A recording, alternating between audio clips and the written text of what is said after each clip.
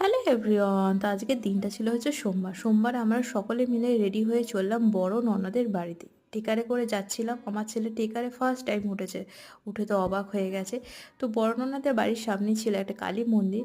তো আমার বড় ননদের বাড়ি হচ্ছে শ্রীরামপুরে। তারপরে আমার ছেলেকে রেখে দিয়ে চললাম হচ্ছে গঙ্গার ঘাটের উদ্দেশ্যে। ওই যে বিয়ের সময় যেসব জিনিসপত্রগুলো ধান, তারপরে আমার ছেলের ভাতের অনেক কিছু আছে, সেগুলো গঙ্গায় দেওয়ার ছিল, কিন্তু গত ৮ বছর ধরে আমাদের দেওয়ার টাইমই আর হয়নি। তো আজকে ফাইনালি দিতে গেছিলাম ওইটাই।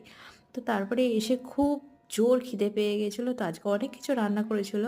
এখানে হয়েছে সাদা ভাত, আলু ভাজা, ফুলকপির পকোড়া, মাটন, চাটনি, অনেক কিছু ছিল। তো একটু মলে গেছিলাম হচ্ছে ছেলের একটা টুপি কেনার জন্য। সুমনই বলল চলো, এখানে একটা পুচকে এসেছে, তার ঠাকুমার সঙ্গে না দিদিমার সঙ্গে জানি না। তো আমাকে দেখে হাই করছিল। তারপর ভয়ে পালিয়ে গেছে। তারপর আবার বড় ননদ করে পাঠিয়ে দিয়েছিল মালপোয়া। That's it, tata.